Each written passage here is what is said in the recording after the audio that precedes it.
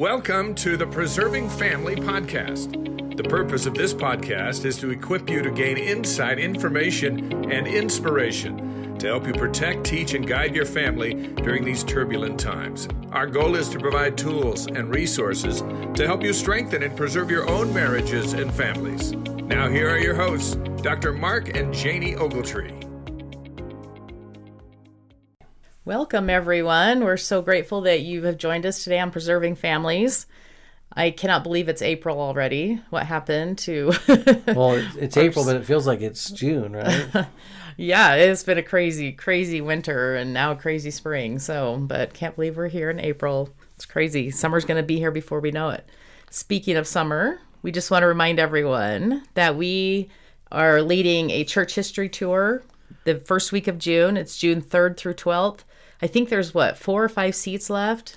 Yeah. On our bus. I think a family kind of canceled, and so it left a gap of about 4 or 5 left that we still have room for a few. Yeah. Yeah. So if you're interested in bringing your teenage grandchildren or children or young adult children or anybody, grab another couple and come. We would love, love, love to have you. We are going to be starting in Palmyra, going all the way to Kirtland, Nauvoo, and in Kansas City. It's going to be it's about a 10-day trip. It's going to be awesome. We're going to hit all the big sites, and Mark's really good at painting the picture of what happened at each place and giving you the history and all the cool behind-the-scenes stories that you've never heard. And so if you're interested... Well, you're good at making it fun, so that's what you're going to do, We right? do have a lot of fun. I know maybe 10 days on a bus doesn't sound too exciting, but I promise it is a ton of fun. You get to know people in a way that you never would. You leave with tons of new best friends and associates, and it's just a blast. So if you're interested or know anyone who is, pass this information on. You can contact us at ogletreemd@gmail.com, or you can get on Morris Murdoch travel website. They've got all the information there. But again, there's just a few seats left. We had a family, like Mark said, that had something come up at the last minute and had to cancel. So we'd love to fill the bus with just these last few seats. And if you're interested or know anyone that is, let us know. Yeah. Well, anyway, so should we dive into the topic? Yeah. Mark, what do you have for us today? Well, I'm basing this off of repetitive students coming into my office and being very frustrated because they're in love. It's a couple. A couple will come in. They're in love. They've been dating for quite a while. Everything kind of lines up for them. But one of their parents, or both, is like, no, you're not getting married. And that's been really challenging for them, and it's even challenging for me sometimes to hear the reasons why, because often they're never that legitimate. So maybe we should talk about, before we even dive into let's try to fix this problem, maybe we should talk about legitimate issues first, because we know that there are, right? I mean, parents have the ability, we've been there, to see things maybe their children can't see because they're blinded by love or whatever it is. And so, yeah, we've seen things where it was a red flag, and so there are red flags to pay attention to, right? We don't want to discount that, because if parents are seeing something, that's their job. I mean, if you're a good parent, you're going to intervene in some way and at least express your concerns and try to paint a picture of what this could look like. But I don't know, Janie, what do you think in terms of red flags? We've seen a lot. Yeah, and I do think, I think all of our kids have dated different people, and that's what dating's for, is they date to try on different people, to see what they like, see what you don't like. And we definitely saw lots of red flags, right? With 8 kids all dating. Well, I even remember sitting on that houseboat at Lake Powell a couple of years ago with a lot of our nieces and nephews who were all young single adults, and they were kind of sharing their experiences of dating and some of those kind of red flags that they had seen, and they were helping us compile a list. And we won't get into the we won't go deep into that today. We actually have an episode we did a year or two back on red flags if you're interested. But maybe generally speaking, what do you think in terms of, obviously, if there's some kind of really poor social behavior? One of the examples that I've used before is a couple that I saw years ago where the girl brought the boyfriend over on their very first date to meet the family, and he ended up getting in a fight with the parents. Yet this couple still got married. This is the first, impression, and he ends up getting into this big fight with the family. And I think the parents said, "Hey, are you sure about this?" And she's like, "Oh yeah, he's awesome." Anyway, they got married and then divorced a short time later.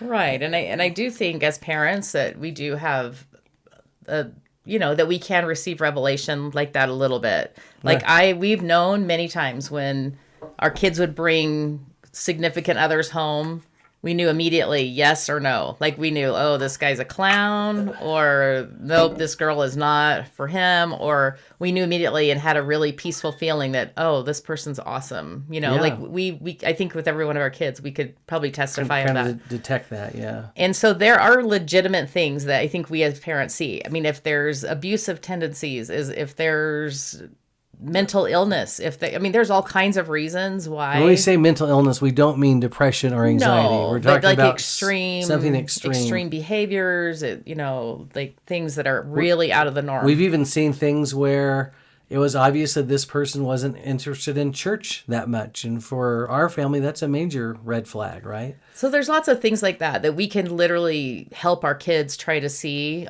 Sometimes we've had people come up and tell us this all the time. It's like, oh, my kid's so blinded by love. They can't see these bad things in this person. And what do you do? And I think we're going to talk about that later. But that's going to be our kind of follow-up episode to this one, is what should we be looking for? But let's kind of, so let's put all that to the side now and say, yes, there are behaviors that some would call pathological, or however you want to describe that would be very concerning. But we're not going to talk about that today. What we're going to talk about is when there's a awesome, wonderful couple that's in love and everything lines up perfectly, and then a parent says, "No, you're not getting married." And sometimes the reason is we just don't.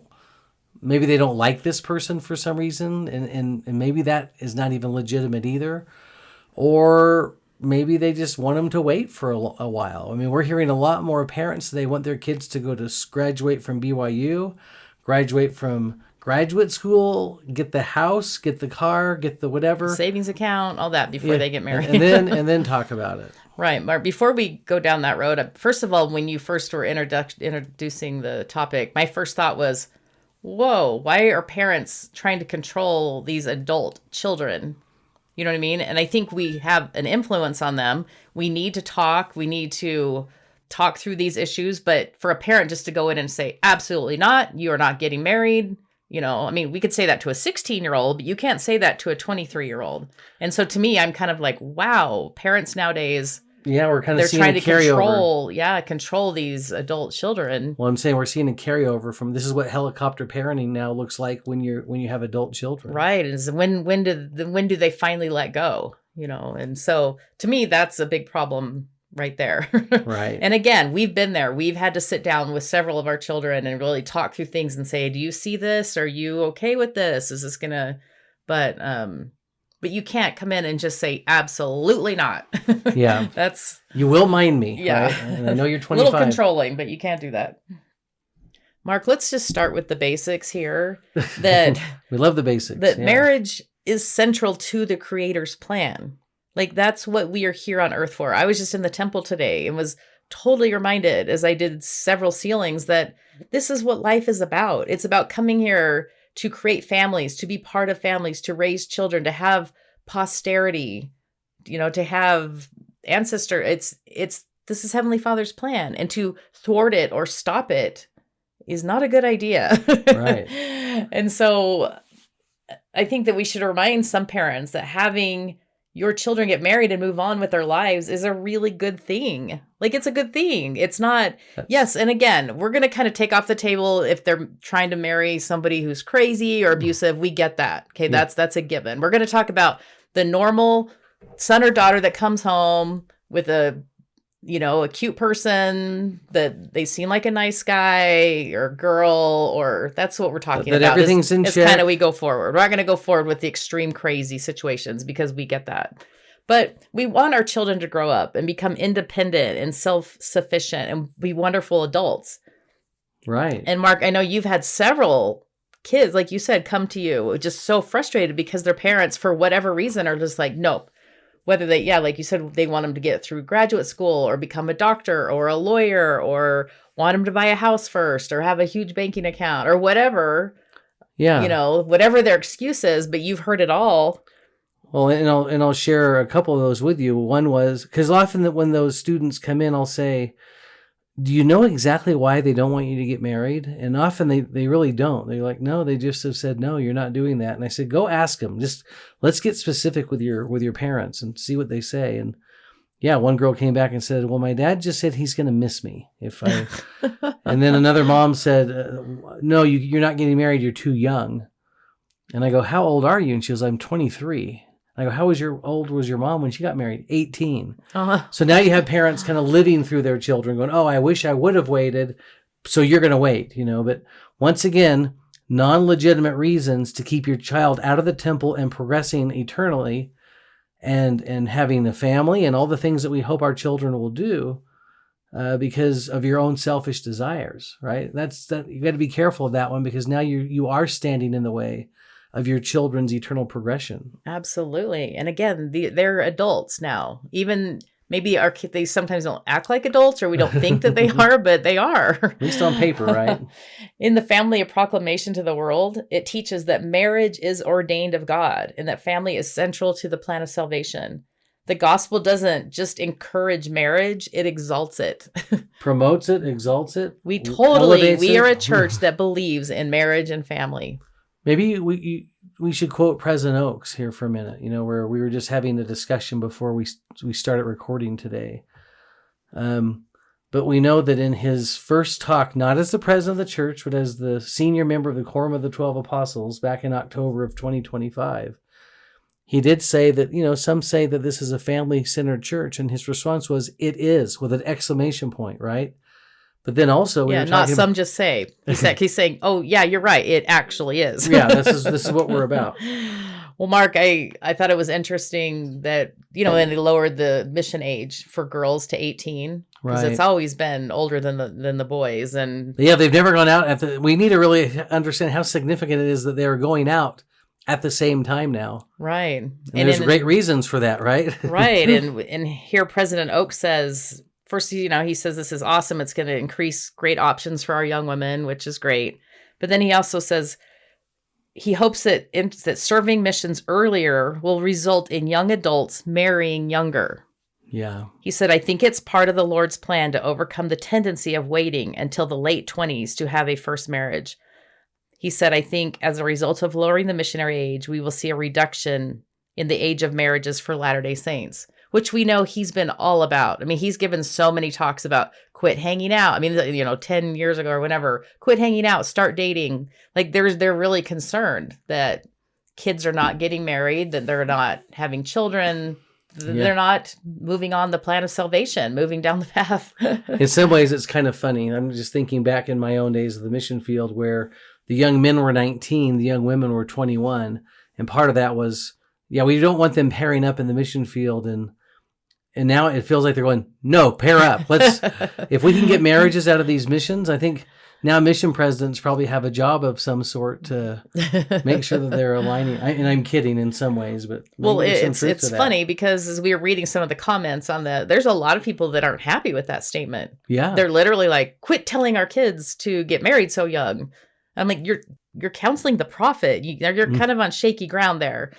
So we might have kids that maybe we don't think are mature enough, but then that's our job as a parent to get them mature. Maybe they're not ready to run a household. Well, we failed as parents if that's not true. If that's true, if we haven't raised them, And maybe we should make it clear and make the point that if the reason why a parent doesn't want their son or daughter to marry because they need to go to graduate school first, get the house, and like you said, in the savings account. And the career, life is not supposed to be easy, right? I mean, life is a challenge.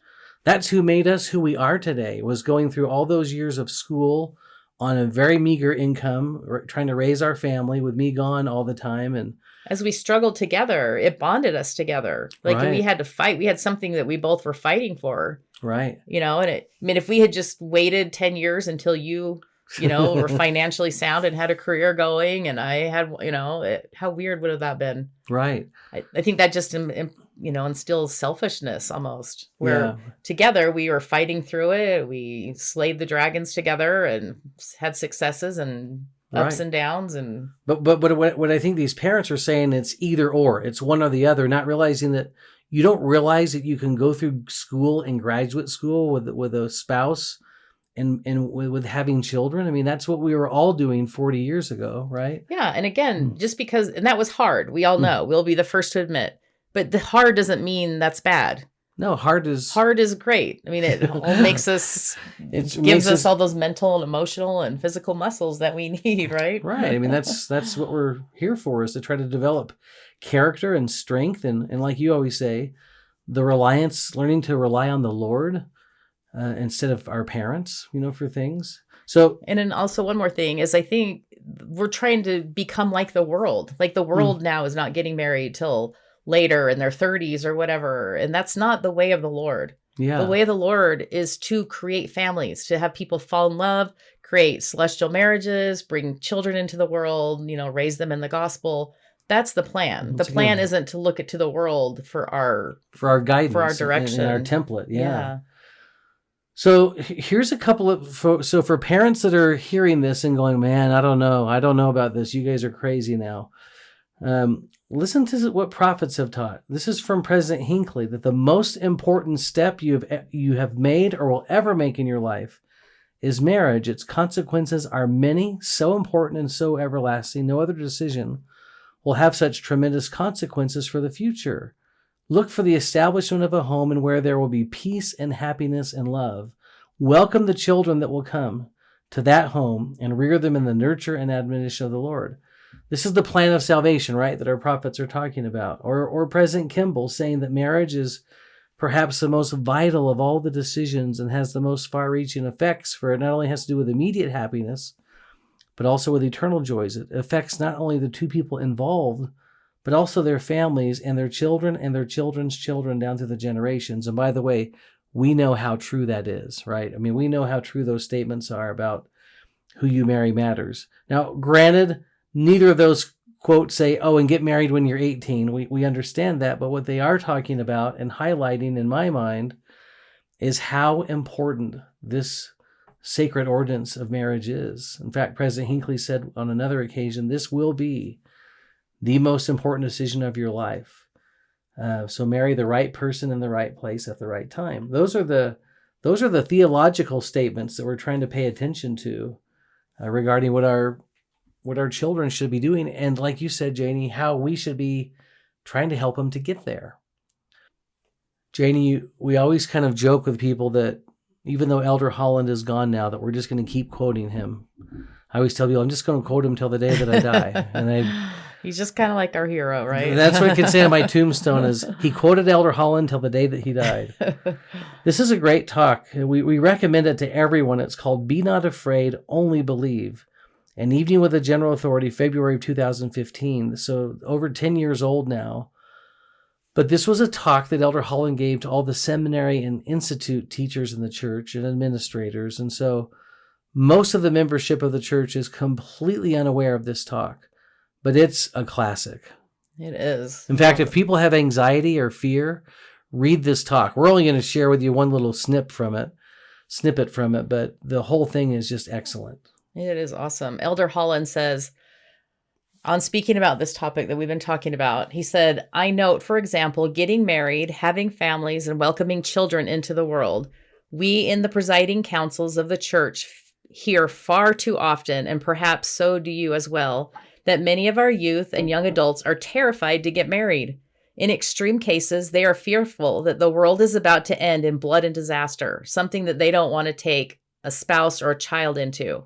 In less severe, more common cases, they're fearful that the world will just get more difficult, that jobs will be too hard to find, that one should be out of school, out of debt, have a career, and own a home before considering marriage. Again, that worldly way, right? Right. Good grief, Elder Holland said. On that formula, Sister Holland and I still wouldn't be married. By the way, when he's saying this in the talk, he's very passionate. He's almost like belting this out pretty loud, Seriously, when we got married, we were both still undergraduates at BYU, with neither set of parents able to help us at all financially. No way to imagine all the graduate education we had yet ahead of us. And this with $300 between us on our wedding day. This sounds like us. I think they had about $100 more. Now, that may not be the ideal way to start a marriage, but what a marriage it has been. And what we would have missed if we had waited even one day longer than we did once we knew that the marriage was right for us. Sure, there was sacrifice. Certainly, there were restless days and weeks and months. Certainly, there was some burning of the midnight oil. But I tremble to think what we would have lost if we had taken counsel from our fears. As President James E. Faust would later tell me over and over and over, that I and no one else should ever do. What if we had delayed inordinately? What would we have missed? Now, what people ought to know, Janie, as you're reading that part, is he went from his passion and laying it down to now he's kind of crying through this part of, as he's talking about what will we have missed, and those type of things. So here's an opinion for a second. But Janie, I'd like to think I was a pretty good guy when we got married. But marrying you, what it did for me, and I think most men in my generation would say this, it helped me to get laser focused on what I needed to do with my life, who I needed to become, the kind of priesthood leader I wanted to be, the kind of teacher I wanted to be, the kind of profession I wanted to have, the kind of dad I wanted, and I just feel like I got really dialed in, and my grades went from very average to very good for... You got A's. Yeah, I mean, and once again, for those thinking that, oh yeah, you can't be married and go to school, it just, in my mind, it helped so much that we were married. I don't know what it did for you. We've watched our children go through that too, that it really helps with each other because you have help, you have support, you're fighting the battles together. One of you's doing laundry, somebody's making food. It actually is a good support instead of trying to do everything on your own as a single person. That being married actually in a lot of ways helps. Yeah, and I just had a story pop into my head that I think is awesome. It's Elder Robert D. Hales, who many people have heard of, who passed away a few years ago. But Elder Hales was just awesome. But what people may not know is that when he was at Harvard, while at Harvard as a graduate student, he was called to be the Elders Quorum president. And when he was called to do that, he said, "Oh yeah, I can't do that.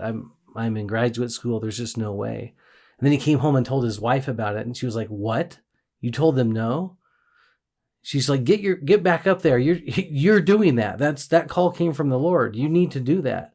And I'm going to help you, And so he has the courage to go back to the stake president and said, actually, yeah, I'm in or whatever. And what does his wife do? She goes to, who knows if there's a Home Depot in near Harvard. I doubt it, but she went somewhere and bought lumber and sheetrock, and she herself made him a little office, in their student apartment so that he could be an Elders Quorum president and have a place to study. But that's what couples do and I know that may be an extreme example, but had Elder Hales not been married to her, he may have turned that calling down, and the way his church life would have gone after that could have been really different. Guess what? He was either a bishop or a branch president 6 times. That's got to be like the record. And then a mission president and then a general authority. And it was because of a wife who said, no, you can be an Elders Quorum president and a graduate student, and I'm going to help you. That's awesome. I guess I better finish the Elder Holland quote, right? So here's the second part. He says, brethren and sisters, I think we have to start earlier to teach students that the place of marriage and family in the great plan of happiness, like we keep saying, Janie, today, this is part of this plan of salvation. Waiting until they are of marriageable age to have these discussions, I think is what he's saying, is what puts us way behind the curve. And I don't have to tell you that the social trends, declining moral standards, and the vain imagination of popular entertainment will regularly be in opposition to that teaching. It's alarming to us that in the last 50 years, the natural median age for men to marry has risen from 22 to age 28. And by the way, now it's 30, because that was 10 years ago. That's the world's figure, not the church's, but we eventually follow the world in some way, and much of it's social trending. And then Elder Holland kind of concluded with this. He said, add to this such diverse influences on the young as the increased availability of birth control, the morally destructive rise of pornography, and increased disaffiliation with institutional religion, the pervasive quest for material goods generally, and the rise of postmodern thought with its skepticism and subjectivity, and you see the context for anxiety and fear that a rising generation can feel. With these kinds of winds blowing in their lives, they can be damaged almost before mature married life has even begun. So there's once again Elder Holland just sharing his concerns. And as he's describing that, I'm sitting here thinking that is the great and spacious building. You know what I mean? Right. That's just the pride of the world, the seeking for material things, for seeking for careers and money and popularity and fame and all that before family life. Right. Before what really matters. We know that parents play a huge part in who their children marry. I know for us, even talking to some of our children, they've let us know later in their lives how important it was that we were on board with who they wanted to marry. That was just, they wanted us to make sure we liked that person. So the point is that we know that parents can be a huge influence on when and whom their children marry. And so here are some common statements made by young single adults about their parents. These are the conversations they're hearing in their homes. Number one, my parents want me to finish school first. Or number two, they question whoever I date. Number three, they don't look like the person I'm dating. They feel I could do much better. Or another one, they make marriage sound really hard, right? Or in other words, the conversations and the things that parents are saying, they may not understand the template they're creating in the lives of their children, who are hearing all these negative type of things about marriage and family. And it's really a deterrent. Yeah. Here's some more that you said that students have told you that parents have said, don't even think about marriage until school is done. Yeah. You need to be financially secure first. You're too young. Like you said, you could do better. Marriage is really hard. You know, just the same old. Yeah. That's not the image that we want to be portraying to our children. There's even more. Ready? Oh, did you know that most marriages fail? Or you need to focus on your career. Don't rush into anything. Just enjoy being single for a while. And once again, Janie, it almost feels like a lot of these parents are trying to live their lives through their children.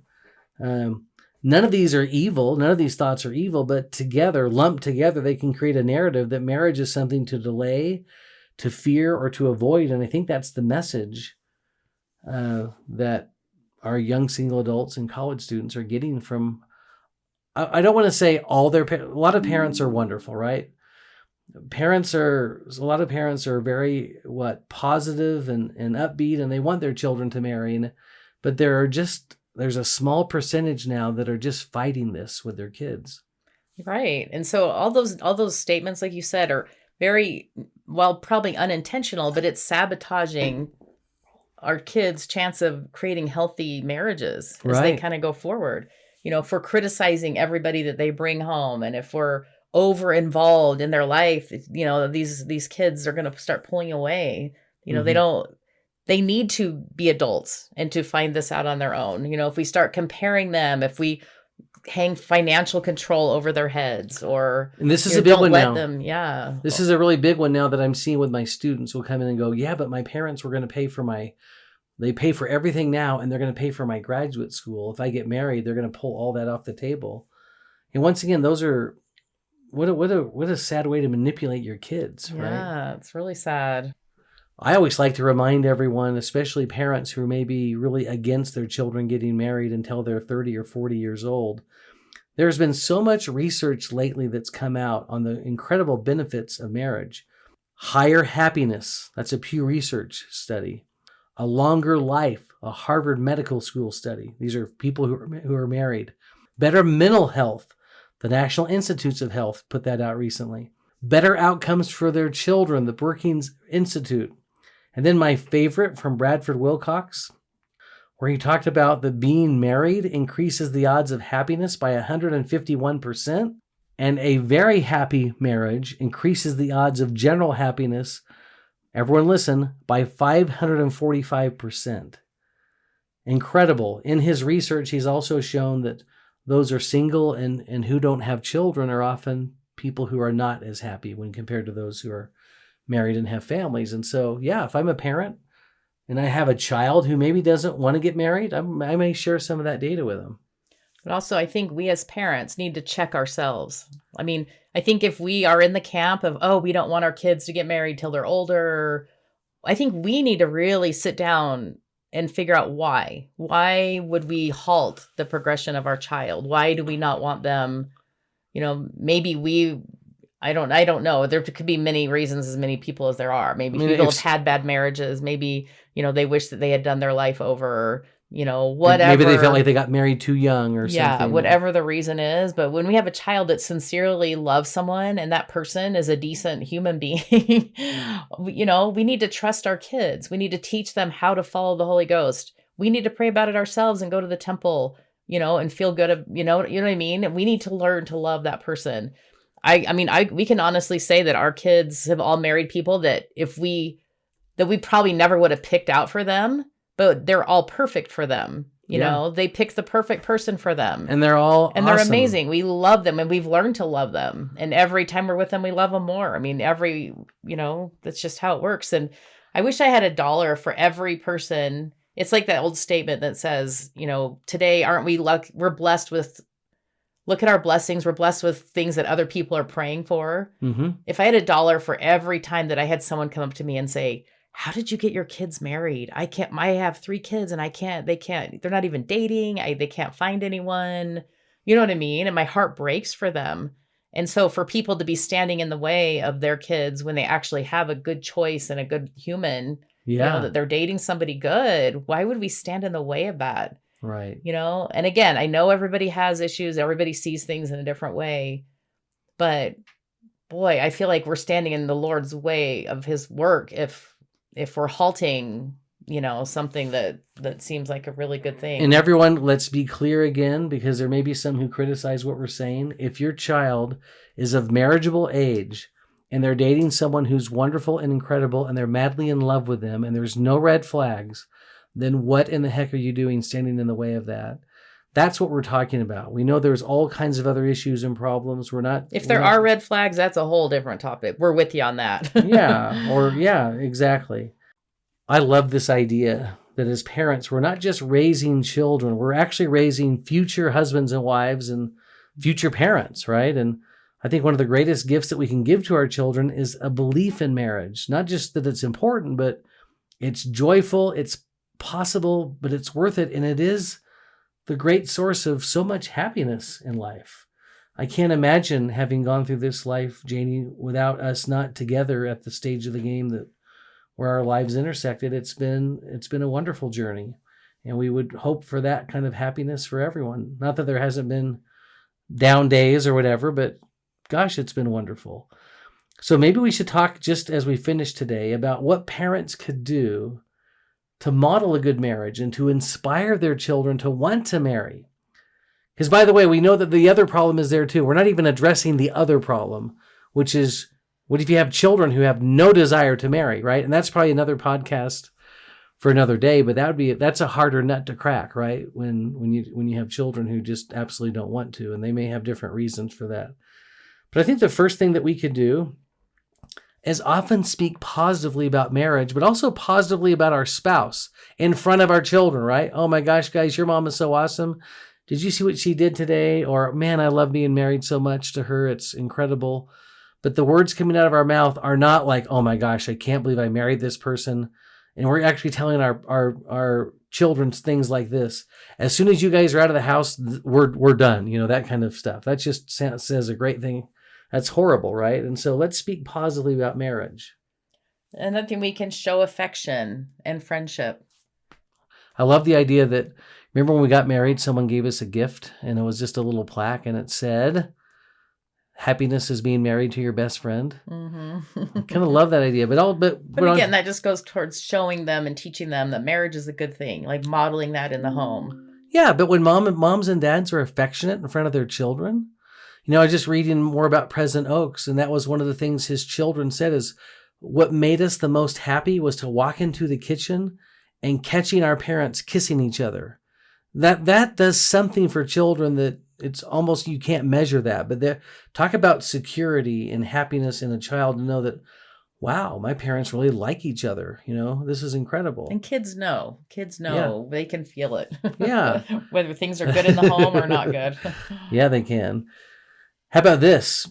When was the last time, parents, that you told your children your love story? In other words, do they know your story? Do they know how you met, how you fell in love, how all that went down? Because if they don't know that, we're going to give you an assignment. Maybe that's going to be our let's do something this week, is find a way in the next few months to share your love story with your children and grandchildren. Your grandchildren probably have no clue about how you met and fell in love and married, but even if it's the most ordinary story in the world, they want to hear it.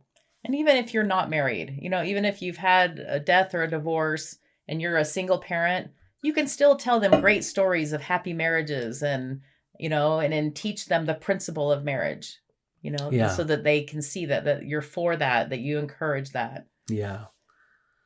The next one, Janie, is your expertise, I think.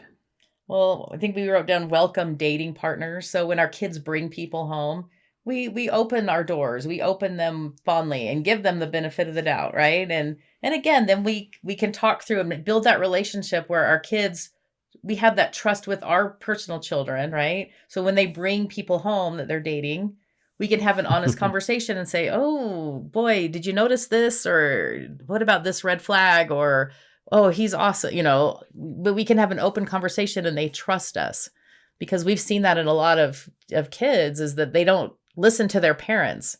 And then it comes back to, bite them later because they didn't listen to their parents. So, and you were always so much better at this than I was. I would not have been a good poker player, because if I just didn't feel it, if I saw some really red flags or whatever, it was probably really hard for me to just jump on board, because I also knew how much my children valued what I thought. And I knew that if I showed signs of, oh, I'm in love with this person, this is great, then they would just dive in. But then I learned, Janie, from you to just, like you said, play it cool, be awesome, treat everyone wonderful, and then pull them off to the side later and say, hey, how do you feel about this? This is something that we're seeing that we think you need to be able to deal with. Can you deal with it or not? Right, which leads into our last point about we need to trust our kids. And you were the best at that. So talk about it. You were really good at that one. And again, trusting that they can receive revelation, that they know what they want in their life, that maybe what they want is different than what we want or what we see, and that they can handle that. And that they see positive qualities maybe that we don't see, right, in that person. Totally. And so we do need to trust our kids. Like we said, we never probably would have picked any of our kids' spouses for them, but they picked perfectly. They chose perfectly. And we love their choices, and that showed that they did know what they wanted, and they did know what they were looking for and what works for them. And just because, we don't think it would work for us doesn't mean it's not going to work for them, because we're all different. Right. But again, we need to trust our children that they are adults now, and that's their decision. And then once that decision's made, we love and support them and do what we can to help. Yeah. So maybe a final question to ask as we kind of head to the finish line now is, as a parent, have I ever done anything to discourage a good, healthy relationship? What's the reason why? We need, like you said, we need to check ourselves, right, and examine, okay, why am I so against this? And once again, there may be a legitimate reason, but if there's not, we really need to examine if we're standing in the way of the Lord's will. We've talked about standing in the way of the Lord's plan, but maybe we're in the way of the Lord's will sometimes. We need to be careful of that. And then once again, we invite all parents out there, if we said, let's do something, hey, let's make this fun. But if your children don't know your love story and how you met as a couple and some of the wonderful, fun experiences you had in your younger days, that's a great thing for them to know. We want to model a very positive, light template example of what a happy marriage is, and I think a lot of children will grow up and say, I want a marriage like my parents have. Yeah. And if for nothing else, when our kids get married and have children, that means we get grandchildren, which is like the icing on the cake. So don't stand in your kids' way, because it ultimately blesses ours. Being selfish, I can say this, right? That's is right. You get beautiful grandchildren out of the deal. And it is awesome. We love that. Sorry, that's a little aside, but I can just... But I know that you love that, and I love it too. Okay, well, so Everyone, thank you so much for being with us today. We would encourage you to, if this could benefit anyone, please share it with them. We look forward to being with you next time. We're going to build on one more part of this, maybe go in a different direction. And thank you again.